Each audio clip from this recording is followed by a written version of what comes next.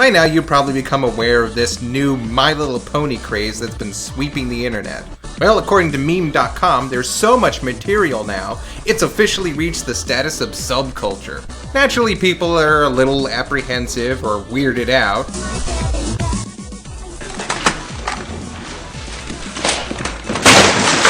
My Little Pony has always been synonymous with little girls. That is until the runaway hit My Little Pony Friendship is Magic premiered. Then there was this huge spike in older fans, including males ranging from all walks of life. And yes, if it hasn't been too obvious, I'm a fan of the show for a number of reasons, and I do have an episode planned that features a very special character, but I'm not ready to do that yet. But in the meantime, I might as well address the many comments I've gotten to explain why I like this show so much. And since the season premiere is in a week, I decided to do a little retrospective on My Little Pony, mainly from the male perspective, in hopes to set a foundation for those future reviews and to see just how we all got here. It's 1981 and Hasbro debuts its My Little Pony toy line, created by designer Bonnie Zackerly. Little plastic horses with cute little butt tattoos and brushable hair that felt like steel wool when your lummox of an older cousin would hold you down and shove one right in your face were a huge commercial success. And like every toy line back then, it was eventually adapted to animation. Now, I was born in 1985, and from that point on, I was basically raised by television. My favorite movies were Bedknobs and Broomsticks, Winnie the Pooh, and Mary Poppins. But by the time I was 3, I discovered that there were more than just 3 black boxes in the world. They even had a whole section just for kids, so I didn't just have to randomly search for stuff on TV. Yeah, I knew how to use the remote when I was 3, but I didn't know how time worked. I thought it had something to do with magnets back then. The point is, I loved cartoons and watched as many as I could when I could. And sometimes that included the girl stuff when nothing else was available. Now to jumpstart your memory, My Little Pony was about these colorful little creatures living peacefully in a place called Dream Valley. They are joined by Megan, an analog human character that little girls were meant to identify with. Yeah, the ponies had shallow personalities, Megan was about as interesting as a bowl of watered-down oatmeal, and nothing was ever explained. Hop on! You do know how to rock, I hope. Of course I know how to rock. Wait! Hey, where are we going? To help my friends. They need you. Me? What can I do? You're strong. No, I'm not. You can fight. No, I can't.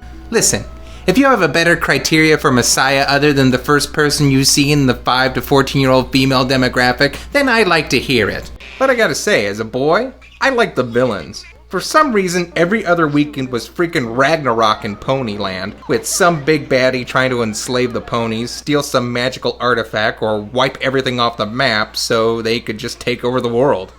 Of course! God, I miss 80s villains. Yeah, complex, sympathetic villains are always excellent when done right, but sometimes the simpler the motives, the more terrifying the villain. In the very first TV special, you had T-Rack, a giant half-minotaur, half-centaur that captured some ponies so he can turn them into dragons with a pulsating bag filled with a rainbow of darkness. You know, like the one you used to learn about in school. Seal Brown, Umber, Xanadu, Onyx, Navy Blue, Indigo, and Taupe. By the way, did you know that Spike was a bad guy at first? Or at least aligned with one? Listen, Scorpion. Can I go with you next time, huh? Can I? No, Spike! I can slither really fast, Scorpion. Really fast. Not now, Spike!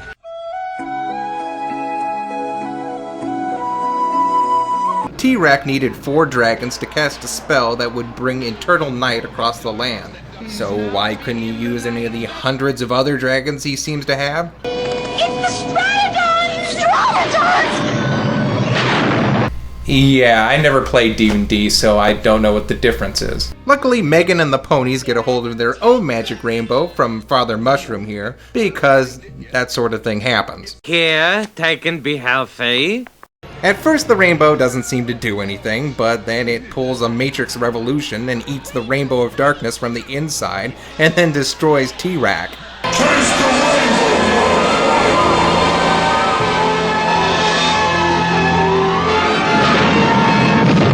That guy is deader than shit.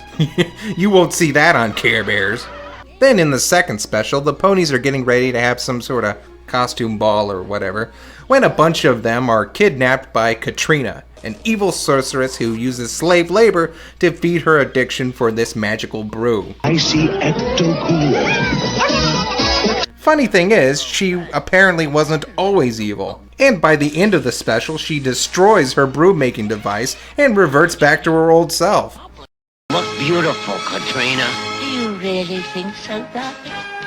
Just like the good old days. You know, that sounds really interesting. You have this one character that's addicted to this, well, for lack of a better word, drug. We were at war at the time. Then you have this other character who obviously cares for her, but doesn't seem to know how to deal with the situation. My new slaves. Now shall I trap them? Oh, Katrina, you've grown so cold. Can we hear more about that backstory?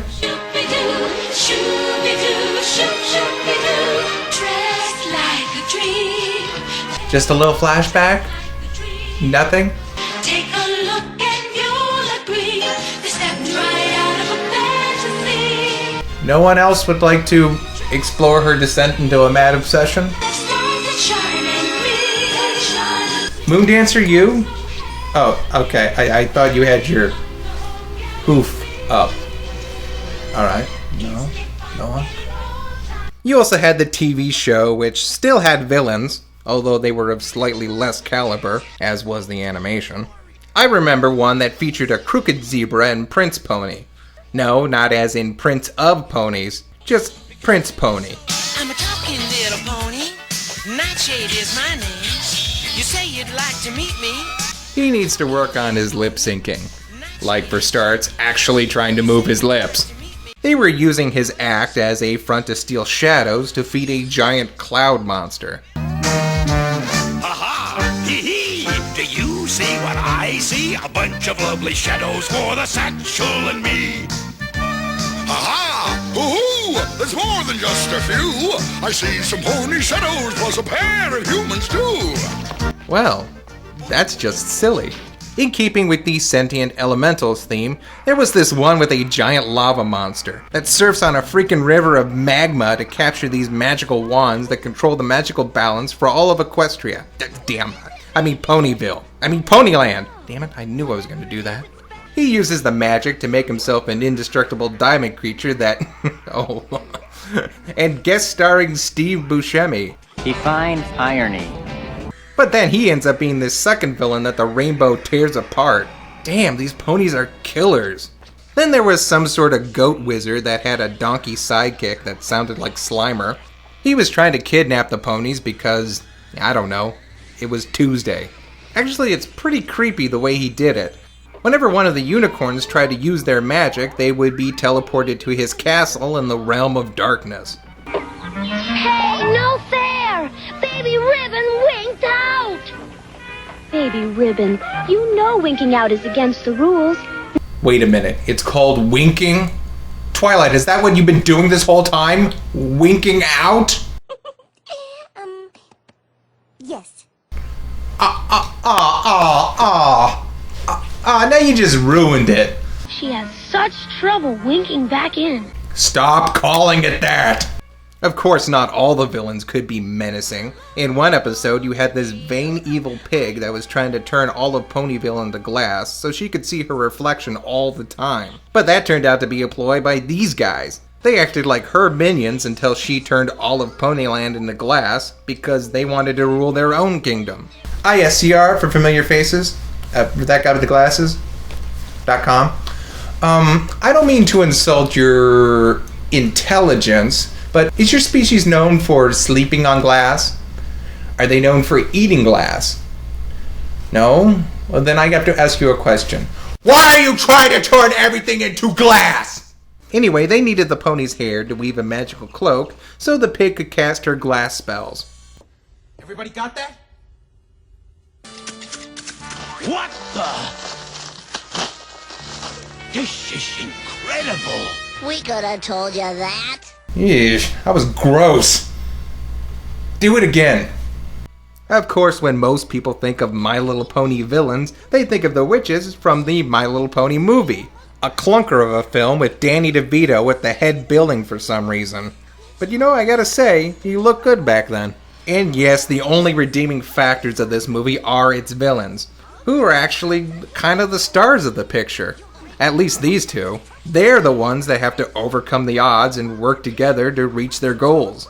Sure, they ultimately fail because they're the bad guys, but all the ponies really do in the movie is run around and promote another set of toys. And of course, this is the introduction to the grand Mac Daddy of all pony villains, the Schmooze, a giant multi-faced Lovecraftian whore that devours Ponyland by covering it with its viscous body. Oh, and if you come in contact with it, it gives you a bad attitude. Mood slime. Oh, baby.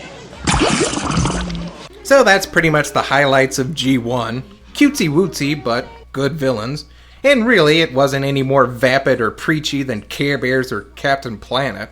By the way, none of the villains were ever turned into toys. Because, you know, little girls don't like conflict. I will smack you in the face. You're a stupid pirate. I'll kick you in the face. Stupid pirate, you'll be dead. I'll bust your head. You'll bust my head? Yep, right off. I like that flower. Then in 1992, you had the introduction of G2 with My Little Pony Tales.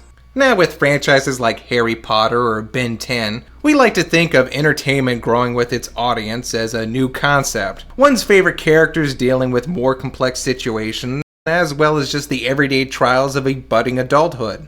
Well, My Little Pony did it first. Schoolhouse is our very first stop. Then let's try the ice cream shop. I said they did it first, I never said they did it well. You see, the kids that grew up with the ponies were now teenagers by the time the 90s rolled around. So they made the ponies teenagers too.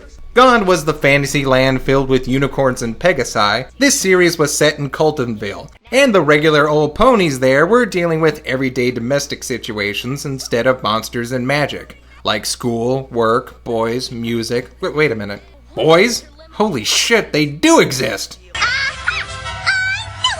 Overall, I'd say that the ponies themselves had more personality, in that I could at least tell them apart in this series. I think I remember Bon Bon the most, mainly because she ate cookies first thing in the morning, and she was kind of a dumb character. Phew, that was a tough workout.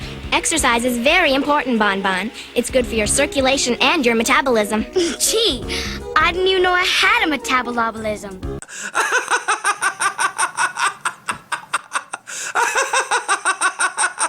But you know, I never really watched it all that much. Like back when it was on Cartoon Network and nothing else was on. Don't say that, Bon Bon. You're beautiful. You can be a supermodel if you want. You just need to believe in yourself. Okay, I may have watched it out of curiosity, mainly because I was always dumbfounded that they lived in a modern town, but they had no hands. How did they build all this stuff with hooves? And why is the malt shop powered by a reactor? It was dumb, but only in the way those 80 cartoons seem in retrospect, and it wasn't terribly insulting. I think there were times when they were trying to show the difference between what people think girls like to do and what girls really like to do. But usually every other episode revolved around some pony girl fawning hopelessly over some pony guy. Because we have them now, and by God, we're gonna talk about them. Boys, boys, boys, what do we want with boys? One's a bully, one's a brute, but some I think are awfully cute. Boys, boys, boys, most of them make such noise. Ugly grunts and nasty snorts. Some write lovely book reports, but they play so rough and tough in sport. But at a dance, they're good at sports. Boys, boys, boys, boys, boys, boys. I'm starting to think this cartoon's kind of weird. Basically, this series depicts three types of boys. First, you have the sweet, gentle, and mature boy who's not only nice to the girls, but is insanely rich. You know what your problem is, Lancer? You always side with the girls. Well, of course he does. He's got blue balls. And you have the bad boy that secretly has a heart of gold, but only one very special pony can see it. Then you have the straight-up hunky douchebag. Okay, see, He just sucks. He sucks so hard. He uses women. The end. Anyway, back to the story. And even though they've introduced the complex element of relationships, you'd be surprised how often the answer to every problem was a makeover. It's almost like this cartoon was made for girls or something. Okay, to be honest, they usually had to dig a little deeper, but yeah, that's always the first place they'd go. Look at her hair. Yes, I know, but honestly, that's how every pony was wearing their mane back then. In any case, both of these cartoons were at least miles ahead of the concepts behind the toy, in that they at least tried to tell a story or interject some character. Not at the same time, mind you, it was either one or the other. Then you had the G3 ponies, or the straight-to-home video era. Now I can't tell you if these My Little Pony movies are produced by people that just don't give a crap, or were basically told to make something as soft and girly as possible so they could have something to package with the toys. And that's what they did. They removed all the villains and quote action pieces, and boiled down every character to the same personality and even model. I swear, half of these are just inverses of the same color pattern. Let's see if I can fix this. Ah, much better. Wouldn't you agree? Hi, everybody. What are you coloring? Oh, just our favorite ideas for the yummiest cake ever. Oh, so you're getting ready for Sweetie Belle's ta-da! It's my new cake party. Oh man, okay, I'm just gonna skip ahead a little bit to make a point. You know in G4 how they have these amazing voice actresses for the main six, but whenever one of the background ponies talk, it's like this?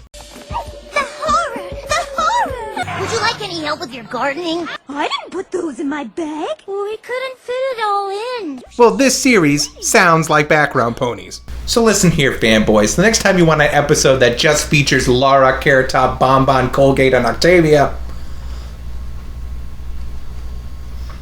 Okay, you know what? That still sounds pretty cool. Maybe it's not necessarily their voices, just the fact that they've got nothing to say or do.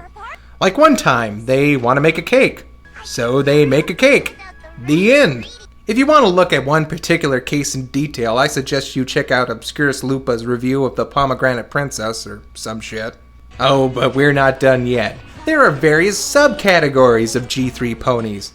First, you have this model, reserved for the hour-long movies and several shorts. Then you have the Model 3.5, or Chibi ponies.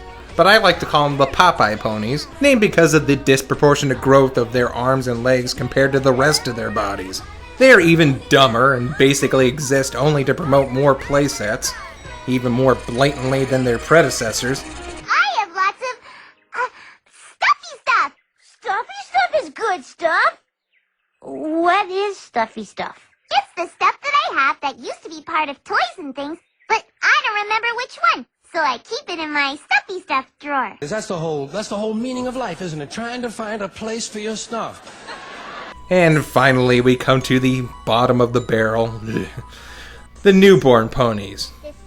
This is taking cartoons for little girls concept to its inevitable conclusion. Cheesy little flash animations made on an almost zero budget. It's a pleasure to meet you, Scootaloo.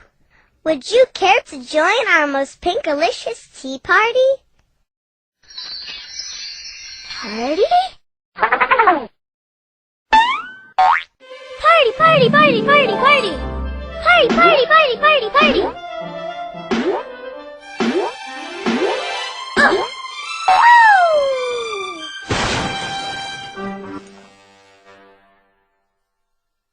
Party, party, party, party, party, party!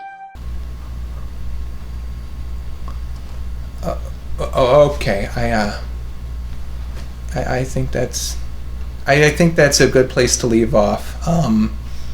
There's a lot of cover with G4, and I just can't.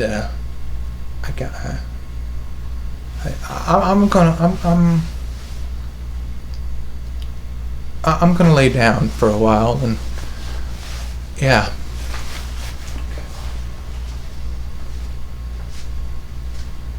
A 1, a 2, a 1, 2, 3.